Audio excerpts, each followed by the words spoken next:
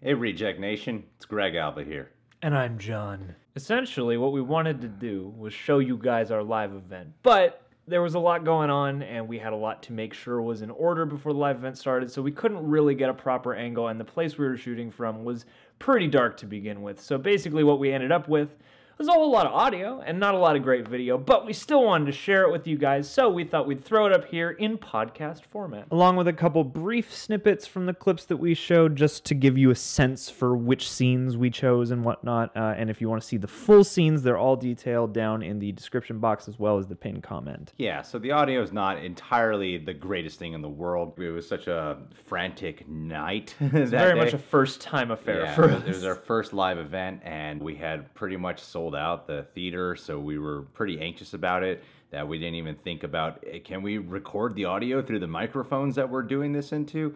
We got to make sure the camera's all set up. Like, there was so much in there that we were just forgot to take care of that day. If we ever do another live event like this one, we will definitely make sure the audio is a lot better. Be like more prepared. This intro audio is sounding a lot better than the audio you guys will actually hear. However, we listened to it, and you know, if you just settle into it, you can easily pay attention to what's going on.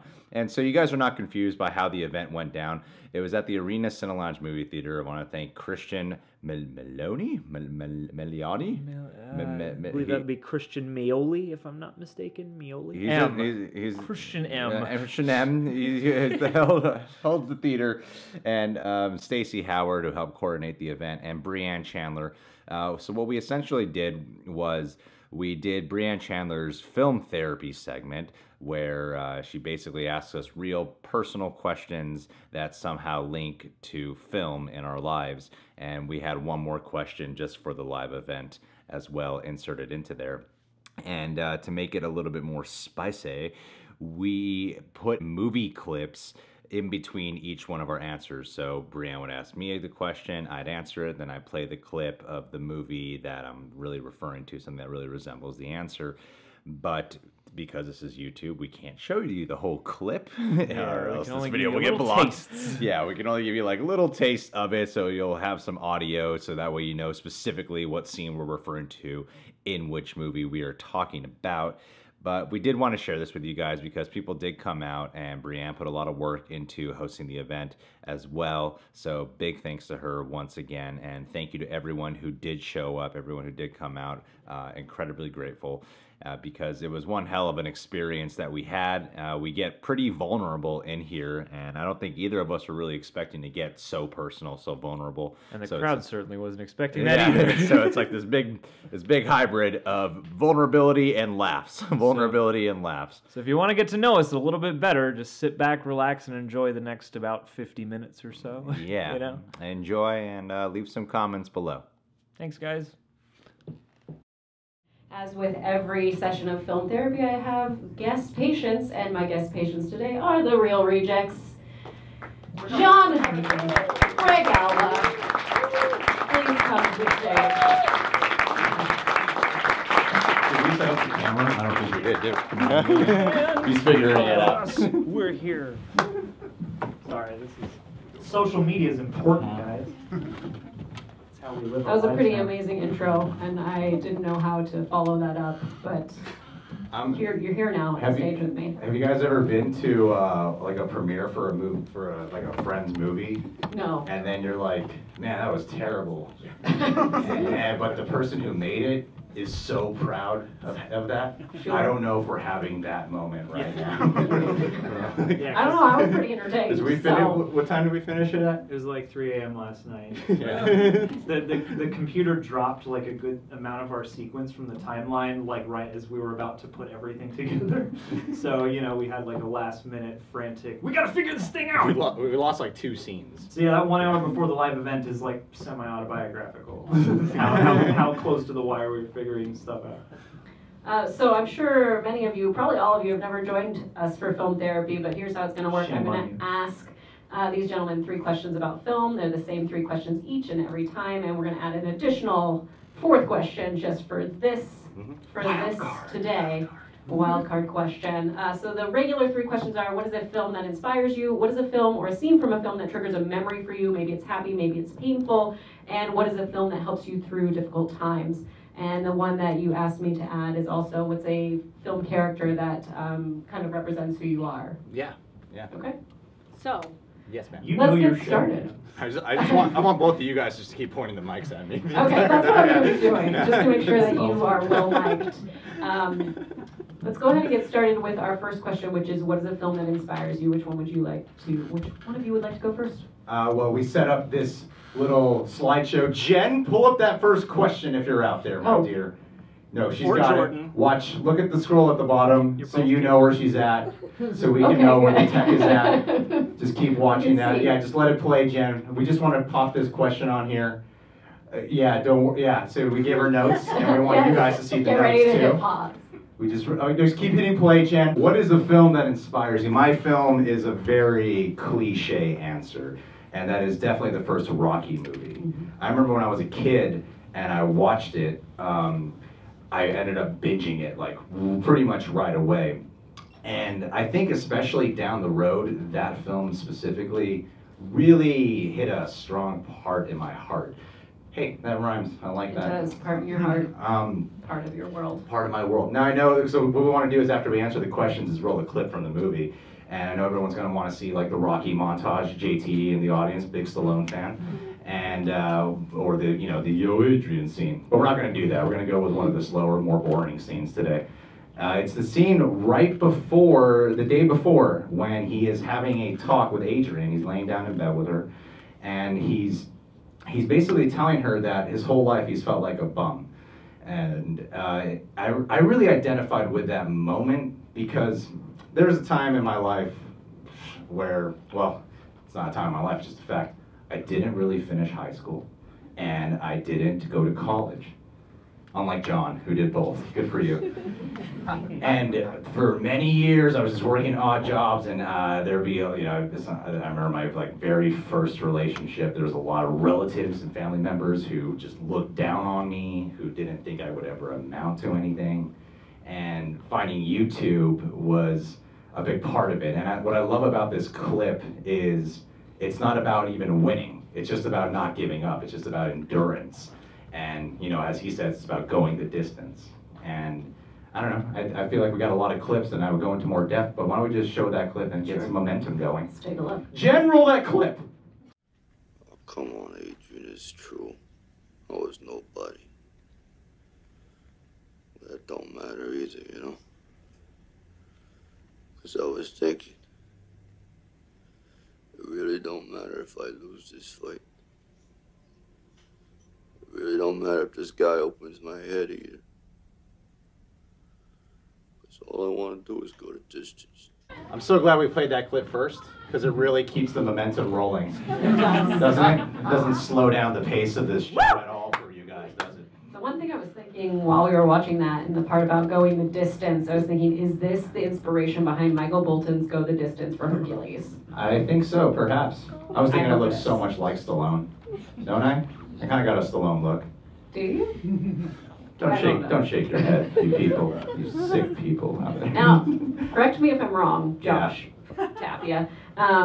In that Rocky scene when he's looking up at the poster, I believe they actually really got it wrong. Yeah, and that's why they wrote it into the movie that he was going to have this dialogue. Yeah, they did. And not mattering. They did. I mean, just about. And I kind of like that behind the scenes. I think the whole behind the scenes story of Rocky is fascinating and something that is super inspiring. I think that just adds the extra layer for a film that is already inspirational.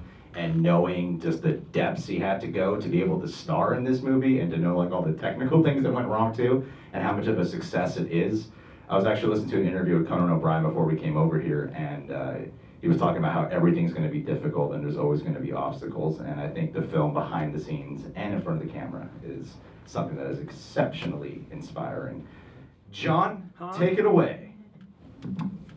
John, what's a film that inspires you? What's a film that inspires me? Well, many films inspire me. Of course. Today I chose a specific one, though. I chose one that came out a couple years ago called Sing Street. Yes. Which is an Irish kind of music. It's a lot movie. slower than that Rocky clip, yeah. It's a lot. Yeah. We're going to bring it down even more. Actually, it's kind of a medley of clips, because what I learned in sourcing these tonight is that it's really hard to find Sing Street clips longer than a minute online. So, are they all just the musical clips?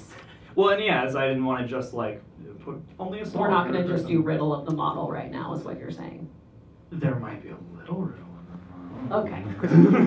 But yeah, I don't know. That's a movie that music is one of the biggest forces in my world, and so I always kind of gravitate towards movies where basically a collision of music and film live, because that's my two greatest passions in life are those two things. And that particular movie was one, like, the stuff I really want to see and the stuff that resonates with me most is usually the stuff I wind up checking out like when I have a couple hours spare and I'm just on my own. And so that was a movie I kind of went to and bonded with, because it was very relatable in the sense that it's like I went to Catholic school growing up. It takes place in a private school, and it's about this. We went to the same. We met in first grade in the audience. with Alex Romano over there. Yeah. But it's basically about, it's a coming of age story about this kid kind of overcoming his circumstances by creating and kind of making these unlikely friendships, forming a band, and unlocking life, the drabness of life that way. And that's kind of what music does for me. That's what friendships have led to, especially like with you and with some of the people even here tonight, the sort of creative things that can come out of those little connections that you form and stuff like that. But the clips is, like I said, it's kind of a medley. So the first one is from earlier in the movie where the lead character is talking to his brother basically about, why do you want to do this in the first place? Because the character starts off very understated and kind of grows out of his shell by the end of it. Spoilers. Which is very, again, just a dynamic I think we can all identify with, and especially for me, I kind of feel like him at the beginning of the movie, and I'm sort of trying to get to that point of confidence at the end of the movie. But so the first clip is where he's talking to his brother, kind of about to embark on this journey, and then in the middle there's some music, which I will kind of touch on afterwards, and then I also chose a clip from kind of later on in the movie to demonstrate both the transformation of that character because of the power of art, and also because of a couple of the lines of dialogue that are particularly resonant. Before we get to that clip, I want to know, were the two of you ever a band? And why have you not formed a band, if that is the case, that you were not? We've made songs before for like weird little things. Greg, only to each other, though. Yeah. Only songs for Only to each other. Yeah. We live together now. Well, yeah. So. Yeah. We'll just sing songs down the hall. Yeah. Wake up, Greg. It's 10 a.m. And when did you first learn music or become interested? What was your first instrument? I wanted to play since as far as I can remember. I would borrow my dad's nylon string guitar and bang on it. But it wasn't until like 5th grade that I started taking like lessons. Third grade. I started taking like lessons and Where you have to play the recorder in we class. all had to play the recorder. I'm just realizing this is couples film therapy right now. Yes, well, we've been a couple for most of our lives. That's the way it works. And my girlfriend has to accept that. Oh, what's up? Yeah, I hope I did a decent job saying that. We can roll the clip, I think. Let's go ahead and Damn roll it, Jen! Or Let's go, Jordan.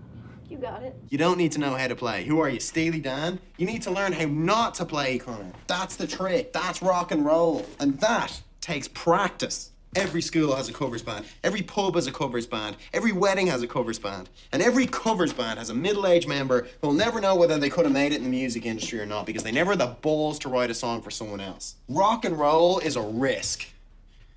You risk being ridiculed. Part of the reason why I chose the song in there is for the DIY aspect and those clips overall, because that's something I kind of struggle with in general. That whole part in the beginning where he's talking about like, I don't know how to write a song. We got to start somewhere. We got to do it right. And at a certain point, you do just got to let go and make things and just sort of play and explore and try things out. And that's something I feel like you are very good at. And I need to get better at because I'm very sort of methodical, and so I kind of approach things like songwriting like he would at the beginning of that movie, and so I'm kind of in the process of learning the arc to getting to that place where you're, telling off the asshole at school. and that whole sentiment about, you don't know how to create, you can only stop things. Growing up with a lot of opposition from the children around me and stuff like those things, you grow up with bullies around, like that lesson becomes a refuge. That sort of like, if you can create, and that's what poetry and lyrics and things like that are for me, is a way of processing that, is sort of, you're a part of your fuel for that for me now. So I do like how he becomes the security guard later. Yeah, right. Isn't So that I feel like there's a redemptive moment for him as well. Toss that guy off the stage. Just it's good. Well, let's get into our second question, which is, what is a film or a scene from a film that triggers a memory for you? Perhaps it's painful, maybe it's happy. White chicks. I had a very specific situation once. I haven't seen White Chicks, so you're gonna have to break it down for me. All right, so I was dating this girl. Wasn't okay. All right. So what happened was a scene. For some reason, the parenthesis on this question is happy or traumatic, right? Correct. And I can only think of traumatic things for Right, some reason. of course. Both. So we're gonna do that good 1-2 punch again. I'm gonna play a slow scene, and John's gonna play something that's a lot more upbeat, right? Kind of. Upbeat. I actually don't know your Yes. scene that's coming up. Yeah, you we You only cared too. about the sketch. We Are didn't the really. drama masks. Up One yeah. is the sad and one is the happy for today. I'm the yin the and sad. yang. Oh, that's great. They're Okay. dramatic. Well, my first thought was a part of my brain would kind of go to like Raging Bull for a second because I was a boxer back at the. No, it actually reminded me of. You fucked my wife? Yeah. I had that exact situation with my brother once. It was really uncomfortable. The Raging Bull, because whenever some dads get in a bad mood, and whenever my dad was in a bad mood, they sounded exactly the same when they would yell. It was pretty weird when I would watch that movie. Then the other movie that came to mind was Pursuit of Happiness. But the one that really gets to me, like if there's a scene in a movie that really gets to me, it's the one when Robin Williams is telling Matt Damon it's not your fault. We're gonna have so much fun today, guys. We're just gonna play the fun this is stuff. therapy. I bet you wanted flubber, Just didn't let it you? go. Yeah. This specific scene I identify with. I've been in therapy for a few years, and I remember when I first went to therapy. Film therapy, it just fits, doesn't it? And when I first went to therapy, I did have a big wall up where I just couldn't remember like the first 20-something years of my life. And eventually I started to understand what I was learning, but kind of like Matt Damon, it's like he could logically see, hey, my cousin Jessica's here, how you doing? All eyes on her. I'm just talking about therapy right now, I'm just talking about traumatic memories. So where was I? And in that scene, it's like he's logically able to pinpoint what's wrong with him, but the issue is he can't feel it, and he needs to break through that barrier. He needs to break through that wall. And I used to, in the years of therapy, I was diagnosed with several things: PTSD, type 2 bipolar, and ADHD. So I used to be really on like a lot of medication. And a big part of being able to get off meds and be able to heal and grow is learning to embrace the emotions first, is to embrace it so you can start letting go. And another part of this scene that I think is really powerful is when he's saying it's not your fault, it has me think of a quote, which is, the quote went, take full responsibility for your life. What may have happened to you now, up until this point, is not entirely your fault, but from now on it is. And I kind of feel like in this moment, it's him taking charge of his life and not being dictated by his past experiences.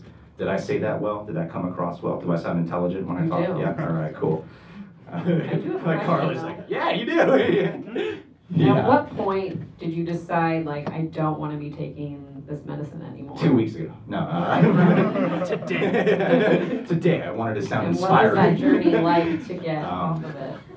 It was a year and a half ago, actually, when I had gone through a breakup. I used to go by this person named Ryan Ryan on the internet. And then when I wanted to change that and I wanted to just embrace myself, the process of it was very challenging because I was on like Adderall 40 milligrams, which was very addicting. I was taking that every day for years. And then I had to start weaning off of that, and there was a lot of weaning off and a lot of exercising, but I took up You know, we're LA. I took up meditation, and I do that every day. Yeah. That's right, meditation. Whoa, yeah, do that patient shit. With Headspace? Yeah. Is that your app? Do you have an app? I started off with Headspace, actually. Yeah. Headspace is a great app. Everyone. Everyone should try it. So I started meditating, I started exercising, and eventually started dieting. I lost like 30 pounds in the course of that. And then the day I realized I lost 30 pounds, I met my girlfriend. I was very confident that day.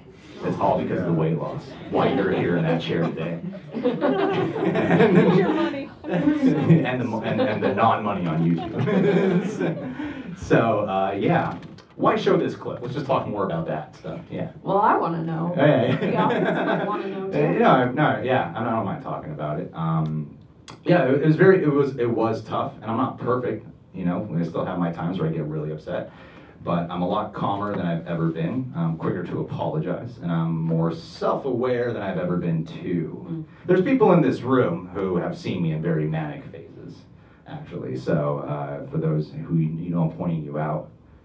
This guy right here. Alan? Yeah. How long do those phases generally last? The manic phases?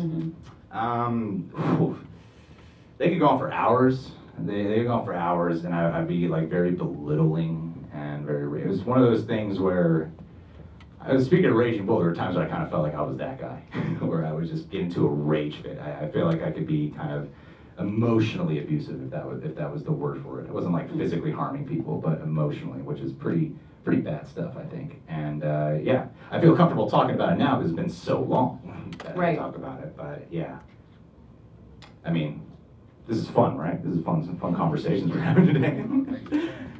Well, we're learning a lot about We're you. learning That's a the lot point about of me. film therapy. And John goes to therapy too, so you better open up about your traumatic stuff That's too. good. Oh yeah, we're going We on the all go opposite to side of the therapy. spectrum in a couple minutes. Yeah, All right. that's going to be great. I think really quick, Yes. the fascinating part about John and I, and we're so similar, is I feel like some of my, a lot of it came from my upbringing, but when I went to school, I was a very different kind of person. We went to the same school, and I was like a funny guy, I had a great time.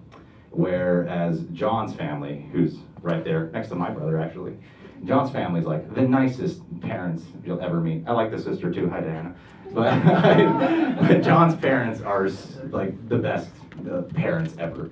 And but his stuff was like from the schooling time, right? Yeah. Yeah. Yeah, we so. had the opposites. I'm going You to did talk well for in John's school. trauma. Just expose him for the rest of this. Yeah. You could probably put it better than I can. But yeah. Anyway, let's watch that hilarious clip from Good Will Hunting. It's not your fault.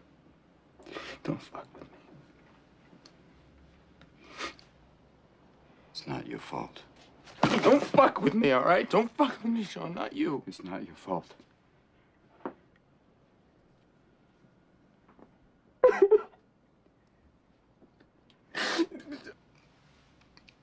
It's not your fault.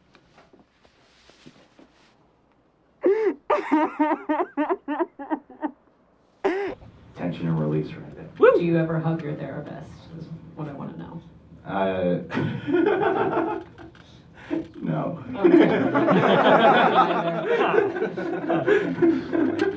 That'd be hilarious. It's such a weird situation. I wanted to say too, like when Robin Williams says, like, you know, like, fuck this shit, this is bullshit.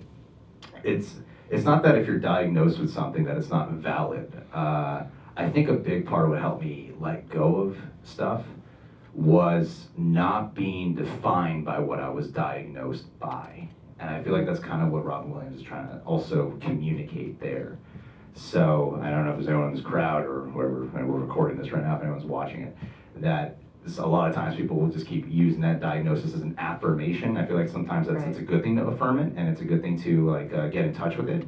Sometimes though, it does become a crutch or an excuse. You just leave it at that. And yeah, so I just really love that scene, and it does make me cry like an awful lot. Side note, side tip, crying is more powerful than most medications actually. Did you know that, Brianne? I've been crying a lot lately. Let's all so cry thanks right for now. that. Let's do it. One big cry fest. Nothing like a good cathartic cry, man. Yeah. I do like what you have to say about, like, he's not trying to lower any sort of diagnosis or belittle it or in any way say that it's not valid. There's some things where I feel like, you know, I suffer from depression. I feel like there are days where I'm like, I wish there was a catalyst for this. Like, I wish there was a reason why I feel this way, but there's not, and then I just feel like bad that there's not. And then it's like, great, we're just going in the circle over and over again, just in a circle. But that's life. That's life with depression. Let's talk about happiness now, John. I mean, not the that shows the happy. Change the mood, Sean. In fact, I mean, the movie I chose is a happier film overall, but the scenes I chose are kind of on the angstier side. I approached this night partly because I'm indecisive, but also a Gemini, so I tried to pick things that had a sort of dual quality in some way, shape, or form. And I thought about a lot of movies because the whole, like, time and place thing, like what film triggers a memory? And there's so many of those, especially growing up in like a film household. It's like the Marx Brothers take me back, or Clueless takes me back, or Meet Me in St. Louis takes me back, like movies like that. Zoolander. We're gonna watch a clip from Zoolander. No. So for this one, I chose a movie that I just found, as I recall this, I just found it in the paper one day. They were just doing one of those advanced screenings that they advertise and sell tickets to. Which used to happen every once in a while, and that's how I first wound up seeing School of Rock. And School of Rock is a movie that I really love, and it is one of the like family favorites that I found. So, you know, it's kind of special to me in that regard. But it's also, you know, the journey of the movie, whimsical though it may be, is about a guy kind of shaping up his life. And there's a lot of frustration in it that gets aired out both on the kid's side and on, you know, the Jack Black side. And the two clips I chose, the first one is a pretty noticeable monologue, but the highlight for me is the second clip because there's at least one speech that Joan Cusack gives to Jack Black that just resonates like so hard with me because I'm a pretty anxious person, and you know, social situations, people really trip me up. My mind is always crunching at every moment, no matter who I'm talking to, no matter how comfortable I ought to be with them, just every moment has me wound up. And that's actually, I think the name of that chapter that I chose for that second clip is called Wound Up. And the first clip kind of echoes mine and many people's just frustrations with life in general, because that's the side of me I don't air as much. The frustrated side of me I don't have a good line to, I'm not very connected to, I don't know how to express. It's funny, I feel like in a way we have, if we isolate toxicity and make a yin-yang out of it, you have the angry half and I have the sad half. And so, like... That's right! So one's much more kinetic than the other. But yeah, that's kind of... all these questions kind of lead together for me a little bit, you know, this is, could also double as a... theme in your choices. I yeah, like that. yeah. This could be easily question 3 or something like that. But yeah, in terms of like a time and place, this does conjure kind of a joyous memory because that was a bonding day. This was me and my dad. We went out and checked this movie out. I just thought the kid who was the drummer looked cool on the poster. And you know, cool is what you want to be when you're not and you're growing up. And yeah, so School of Rock. How old were you when you saw this? What year did it come out? 2003-ish? 4? Yeah, 13, 14. Okay. All right, so we're going to look through our eyes as the 13-year-old when we watch this clip. Yeah. I think of you. Roll that beautiful bean footage. I wasn't always wound this tight. There was a time when I was fun. I was funny. But you can't be funny and be the principal of a prep school. No, and if anything goes wrong, it's my head in the smasher. These parents will come down on me like a nuclear bomb. I can't make a mistake. I gotta be perfect. And that pressure has turned me into one thing that I never wanted to be. No, you're not. Yes, I am. I am a big one. Her faces are amazing. They are. She's terrific in that movie and every other. Does this make you want to be a substitute teacher at any point in your No. life? I used to teach children improv comedy, and that was very challenging. What ages? 4 to 11. Okay, well that's your problem right there. That is a big range, number one. I don't have the mind for that. Okay. You're a teacher. I'm a former teacher. I Yeah. do still have my credential. The one thing that bothers me about anything that's in a classroom is they go about with a chalkboard behind them, which is in no classroom ever is there a chalkboard. So why are we still doing this? Yeah, it's a smart board now. Yeah, Look at that. Look at that. it's an almost good touchscreen. But yeah. So do you feel like the way the world is coming down on you, you have to I just keep it always all in? feel very wound. I mean, like swap. Granted, none of my stakes are as high as several parents at an overpriced school, but you know, that's those two monologues are kind of the dueling voices I have to stave off in my head a lot of the time because it's easy for me to feel dejected. Like, what's the point? You know, because especially mental struggles are just kind of perpetual, and you have to train your brain against them and acknowledge that some days you're gonna be low, you know, and so I guess I kind of chose those, as sort of one half of the frustration and the other half of just everything to a degree equates to that level of pressure, so I spend a lot of time tense in ways that I've only just recently started to acknowledge are also physical, like, you know, you'll feel tightness or butterflies, and when you actually catch them and realize that they're sensations you don't feel at all times, then you realize, oh, maybe everybody doesn't feel like this, you know, maybe that is me, and or parts of me anyway, and so yeah, that's kind of where that medley came from. How do you feel right now? A little jittery. I'm mostly worried that I'm not articulating these things well enough, and I'm wasting everyone's time. Aw. And I'm also having, in the background, there's a fun program running. Haha! Getting to know us, guys. That's right. Let's get into our final question. Final? If we have time. What? What's the Third question. Yes, the third question. The third question. Yeah, that's true. We did prepare. What is a film that helps you through difficult times? We already brought White Chicks, didn't we? I would probably say, okay, my answer to this one is, I just want to say really quick why I love Brianne, because Brianne's the one who came up with film therapy on her channel. And the reason I love her segment is because it reminds me of two things. One is, when I hear conversations on film therapy, it does remind me that films, even subconsciously, we might not realize it, are an escape. And another thing too is we can also identify with people, and sometimes you get some good inspiration from people as well. And the movie 8 Mile really does inspire the hell out of me. We're gonna rap battle now, people. Let's do it. In the movie, it kind of goes hand in hand because I know about Eminem's personal life because we're buddies, you know. Yes. Marshall and I talk. In the movie 8 Mile, it's the final rap battle. If you guys haven't seen the movie, we're gonna spoil the whole damn thing for you right now. In the final scene, when he's doing his rap battle, because early on in the movie, he's just trying to be another rapper. And in the finale, when he's doing his rap battle against Anthony Mackie, Falcon from Avengers, this doesn't really even insult him for most of it. He kind of just insults himself the whole time. Right. Because he's embracing all these qualities about him that oftentimes we're told to like not showcase, to not be vulnerable about, or feel ashamed about, or feel guilty about, and instead he embraces it. And I think just Eminem as an artist is a big thing that's inspired me about him, is he's someone who just kind of embraced all the craziness in his life and just put that on public display, kind of like a public therapy. Kind of, we're getting meta here because I'm saying that, film therapy. Isn't that also his like defense? Like he's playing defense. Like if I say it first, he can't say it back to me. So Yeah, that's exactly. why he's not going to have anything to say. I've heard a big part of letting go of anything or being able to grow is just first embracing it yourself. And I feel like in this scene that we're going to show as the final rap battle, he is just doing that. He is embracing all the shit people have given him and all the things he knows are shitty about his life, no matter how bad it can look. It's just this ability to not care, to not give a shit.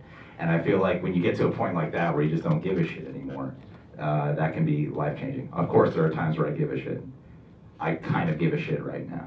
Of course. Kind of. I hope Just so. letting you guys know. Awkward stare So, to the crowd. when you're having a bad day, you're like, I'm going to turn on 8 Mile Just, right now. yeah, but you gotta get to the finale. Okay, so just a clip if you there. don't just, it's like watching The Pursuit of Happiness and not watching the ending. Just like, I'm depressed now. You know? You gotta get to the finale of this movie, and then once you get there, you're like, that's right, fuck everyone else, I'm just gonna embrace me. Yeah, and I feel like this movie does that. And yeah, that's pretty much it. Let's see. I think we should just roll. There's energy in this clip, unlike the other ones. Yeah. Are you going to rap with it? Is that what I don't know. Do we all? Okay. Who knows the rap to this song? I'm sure many. No. Definitely not. Damn it, Jen, play the clip. She's going. She's going. This guy ain't no motherfucking MC. I know everything he's about to say against me. I am white. I am a fucking punk. I do live in a trailer with my mom. My boy Future is an Uncle Tom. I do got a dumb friend named Cheddar Bob who shoots himself in his leg with his own gun. I did get jumped by all 6 of you chumps. And Wink did fuck my girl. I'm still standing here screaming fuck the free world. You'll never try to judge me, dude. Yeah, no, I mean. So now you're going to do your own rap battle right do here, that. right now. Anyone in the crowd. John's parents, come up here. Yeah, no, I mean, I feel like I kind of said everything. I know we tend to do the thing where I set up and then we talk about it after. Move over, Greg. I do, I feel like whenever I get back in that state of, it's like there's a fine line between not caring about people or not being considerate, and then not caring what people think about you, you know? Like there's a difference there. And not letting opinions dictate you. And sometimes I can still fall into that habit, but whenever I see that, or listen to a couple Eminem songs, I'm like, yeah, I'm alright. Yeah. Anyway, I forgot what your answer was for the next one, John. Oh, good. It'll be a surprise for everyone. So for the next one, I actually chose a couple again to kind of stitch together. One is a more intense moment, and then the other one is a much welcome moment of levity. But basically, I chose a clip from both Paranorman and a clip from Swiss Army Man, because both of those are movies that I would kind of call on for difficult times. One, you know how you like listen to an aggressive or a sad song when you're feeling that way to kind of get that out? That's kind of why I chose Paranorman, and then the opposite end for Swiss Army Man, because there is as much life and melancholy as there is under the surface of that movie. There is also this weird, palpable joy. I've never seen a movie quite like Swiss Army Man, and that's another one I considered actually for the second question, because I just so remember the time that I saw that. I mean, how can anyone forget when they see Swiss Army Man? It's the really original film that you just don't forget. Yeah, it's inexplicable and uncanny, and I find it interesting that movie starts out, you know, with a guy trying to end his life, and then learning, kind of confronting life and learning the value of it through his strange, whimsical interactions with the corpse he finds washed up on the beach. So there is a very strange. I see you like raising an eyebrow, Mom. It is a very strange movie. But going back to the first clip, you know, growing up was not always the easiest, like at school, especially like with the other kids and things. You know, people weren't overly friendly. Even my friends weren't overly friendly. And so, you know, the clip goes into a much broader context. Not you, you were good. Sorry, some of those people were there. And I don't know how you remember it, but I remember how I remember it. But Paranorman is a movie, again, with like a really easily identifiable character for me, because, you know, it's about a kid who like loves horror movies and stuff, and that's me.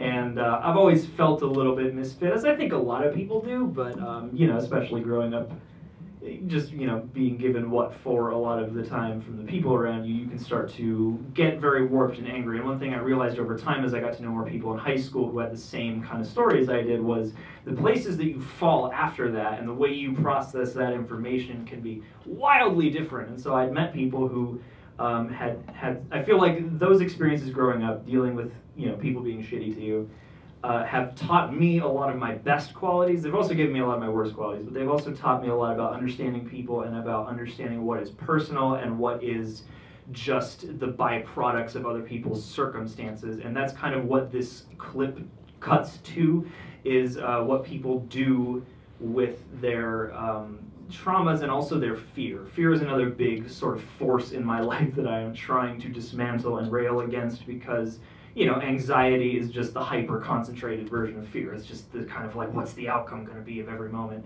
And especially seeing that movie for the first time, I was like, wow, this was not, the message is more sophisticated than I was expecting for a movie that is, I feel like every animated movie gets just kind of packaged up and pitched as kids. But Paranorman to me is more of just like a family accessible movie with a message that was so much more nuanced than I thought it would be, about fear, what it does to people, what it causes people to do because they just don't understand. And, the movie borrows from the witch trials, and that's just one big lesson in what people do when they don't get it and are freaked out. And I feel like we are all subject to what people don't get and freak out about a lot. And I feel like so many conflicts arise because I feel like a lot of people attribute conflict to people being conniving or malicious, when it's truly, to me, the opposite. Is just people not thinking enough or considering enough or getting enough in touch. And so, that's why I chose the Paranorman clip. And then after that, partly for the levity and partly for just the opposite side of that coin, because both of those movies have a darkness at their core, a melancholy kind of aura, but one is a little more in that vein, and the other is much more joyous to kind of interact with. And so one of these is very intense and dialogue driven, and one of them is very sensory. God, he's so good with the vocabulary. I do what I can. Crazy. Try sometimes. Let's see it, Jen. Let's do it. They hurt me. So you hurt them back? I wanted everyone to see how rotten they were. You're just like them, Agatha. No, I'm not. You're a bully. No, I'm not.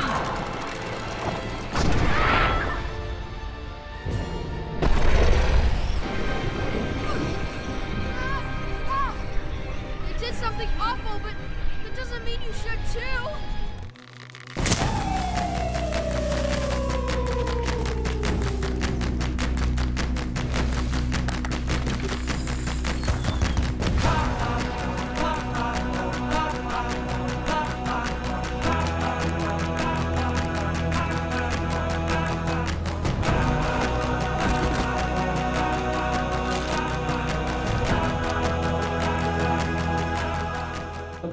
Never seen Swiss Army Man, they're probably thinking, what? Yeah. Did I just watch?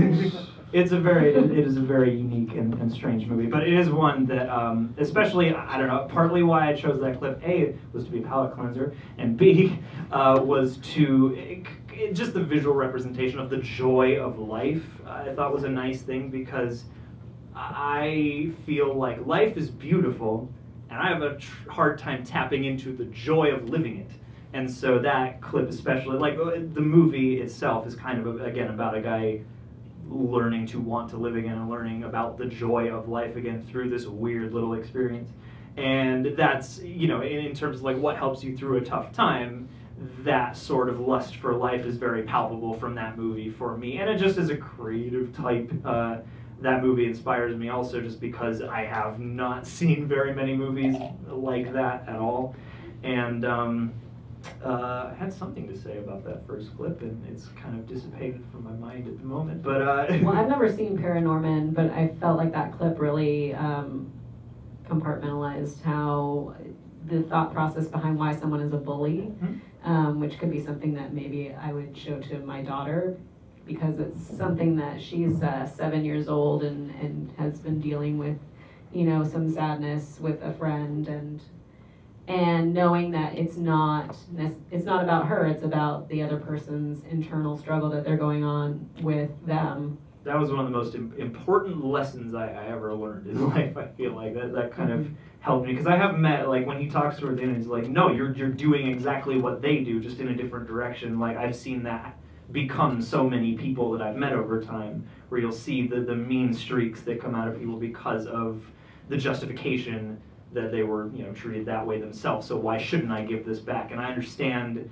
I've always kind of seen that instinct, and it's not one that really clicks with me. And I think that's kind of indicative of why. Is that message, for whatever reason, got through my head really young, and I'm grateful for that. But when I saw this movie, I kind of had a similar thought to what you said just now. Is like, we see a lot of kids movies with a lot of messages about being you and that being okay, and that's a good message too.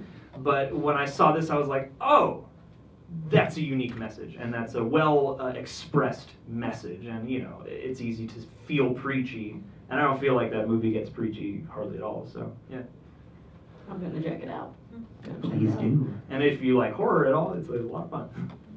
I haven't seen either of those movies, but I completely understood everything that went on. Okay, good. Yeah, that was easy to follow. I Super think easy to that follow. Swiss Army Man, it might still be on Amazon Prime if you have it, but I will make sure to add that to my QU immediately. on it. That's probably how John got the clip. Okay. So we have a fourth question. Yeah, You the guys last came one up of the with. night, people. This You is guys it. have endured. This is and all I the appreciate it marbles. so much. Who is a character you especially admire or identify with in film? Batman.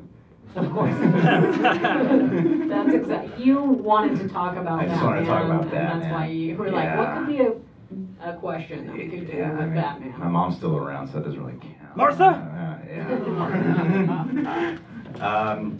It's funny how you said the sad, angry thing, and I'm about to capitalize on that right now. Yeah. This movie, when I saw this movie, there's no movie character right now that when I watch it, I go, I identify with that character. I can't think of a movie right now. I'm just that unique, people. But when I watched this movie at this time, I really did identify with it. And then once I tell you the movie, you're going to be like, well, yeah, Ryan Gosling in Drive. Obviously, can't you see it? It's just so apparent. You are a stunt. I'm just that badass. I've done so many crimes. He doesn't speak really, though. Yeah, that was totally me. No, was what I identified about that, I mean, and that's kind of a performance that's sort of open to interpretation, I guess. But at that time in my life, I did feel like I was a rather empty guy.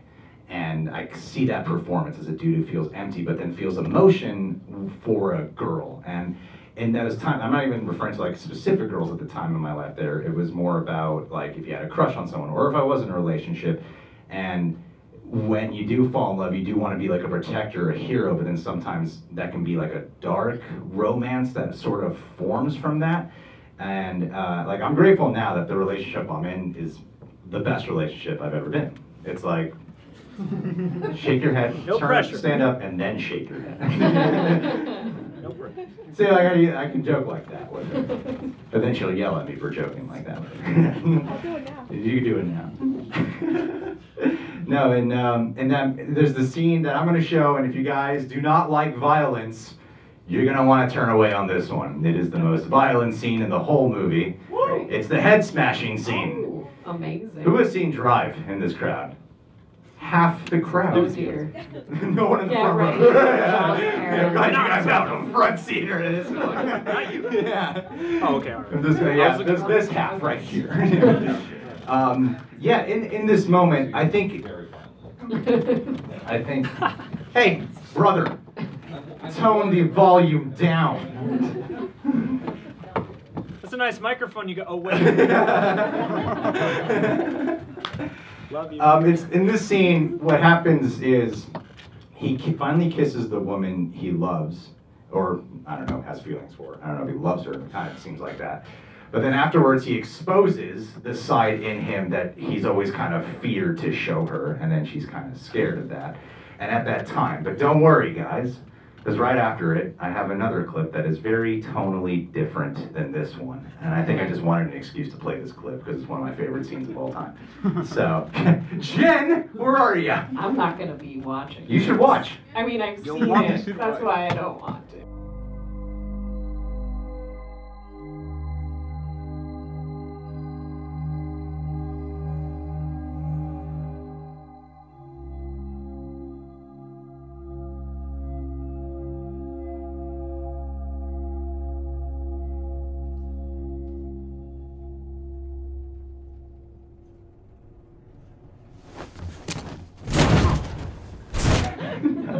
How you met your girlfriend? Is that Yeah, what that's you- exactly oh, what went wow. down that day. I lost 30 pounds and I killed some guy in an elevator. Okay, wow. I was like, now I'm ready. Let's So, do it. let's keep this I'll to- make sure mine All right, matches. so, okay.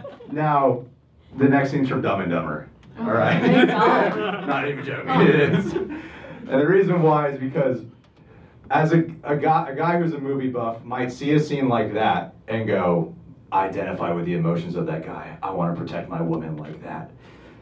And then there's a scene in Dumb and Dumber where he's fat. Has everyone here seen Dumb and Dumber? Most people?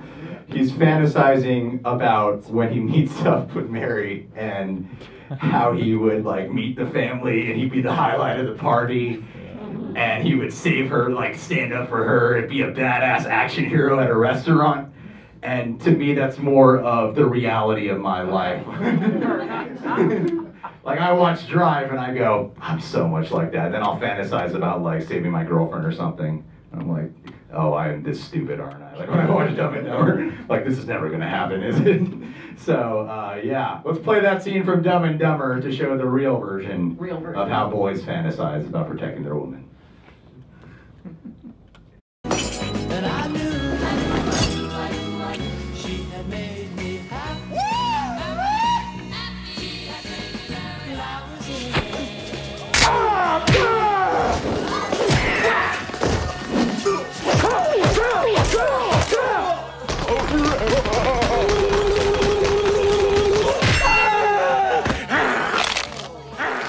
But if I get hit in the head, I'm like, oh, I got a fucking headache.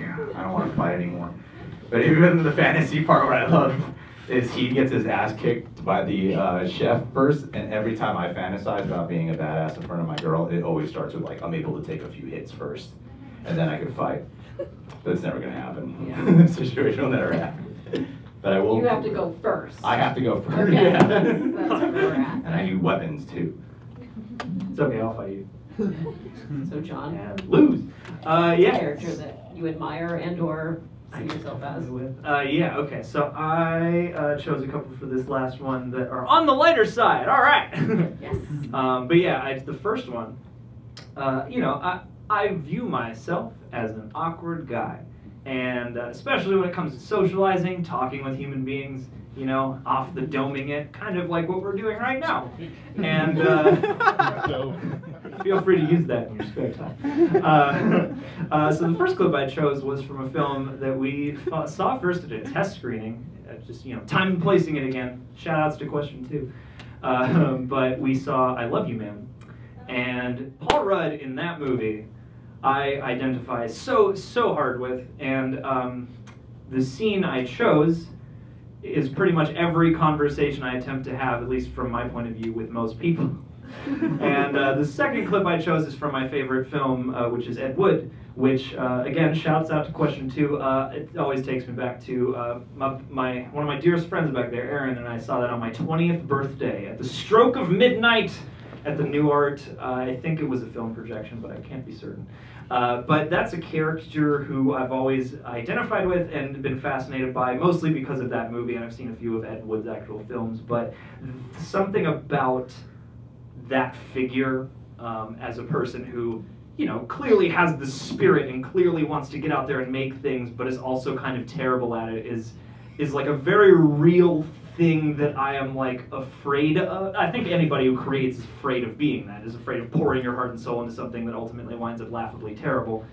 And the message, I think, beyond that, at least the movie's message beyond that, is that it almost doesn't matter really. And once you can get past that level of like, it's gotta be great, as long as you put you into it and as long as you fight for your vision, you know, you do the best that you can with what you think is right, you know, that's what it's really about. That's what creation is really for. That's what all these things are, you know. And Ed Wood too. I mean, over the course of that movie, just, you know, he looks out for, you know, the people he cares about. And there's just something about that performance. It's a bummer to watch Johnny Depp do whatever is happening to Johnny Depp right now. I feel like Johnny Depp is kind of like a pumpkin. Have you ever seen one of those time-lapse pictures of a pumpkin melting? I feel like that's what's happening to Johnny Depp right now. And but that character and the way he plays that character, just the energy, everything, I've really loved and I've always been drawn to, and I kind of fear and identify with that character all at the same time. But again, you know, that movie kind of packs it up in a nice way. So that's my 2 last clips here. Pumpkin. Yeah. The rotting pumpkin. Sleepy Hollow. Roll that beautiful bean footage. Please. You know what to do. Hey, Peter, it's Sidney Clavin. No, that's not right. Oh. Sidney, it's Peter Clavin. I met you last week at an open house, and hey, sugar. Hey. Well, I'm sorry, I forgot what I was gonna say. What was I saying? Mr. Wells, is it all worth it? It is when it works. You know, the one film of mine where I had total control, Kane. The studio hated it, but they didn't get to touch a frame. Ed. Yes? Visions are worth fighting for. Why spend your life making someone else's dreams?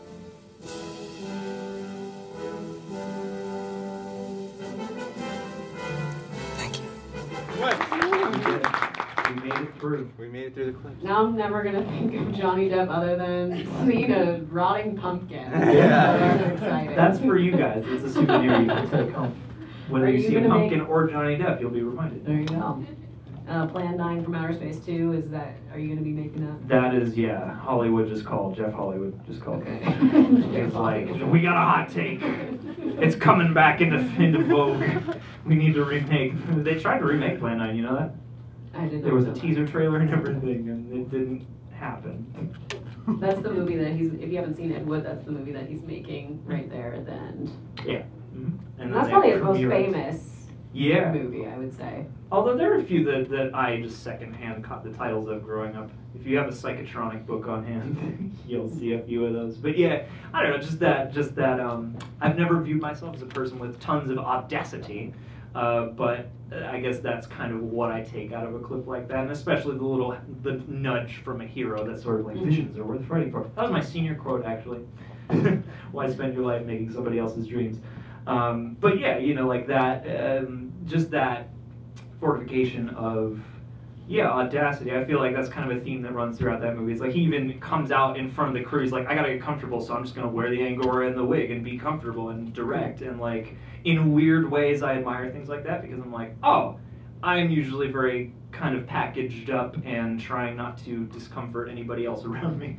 So, not that I, you know, have that same predilection or anything, but just that openness to just kind of go for your vision uncompromisedly, not second guess yourself every step of the way. I think he could have used a little second guessing, perhaps, but yeah, that ultimate theme, and you know, as for the creative realm at all, like that movie has always really inspired me and also really resonated with me, and yeah, there's a reason why that's my favorite movie, I guess. Well, thank you, John. Thank you, Greg, Thank for joining me for this session of, Thank you, of film Brianne. therapy. And thank you, Stacy and Krishna, for letting us have Stacy. it. Arena. Thank you all who came out. David Candy, I want to point out, he gave us these shirts that we're wearing, and he drove like 6 hours to come here tonight to support us.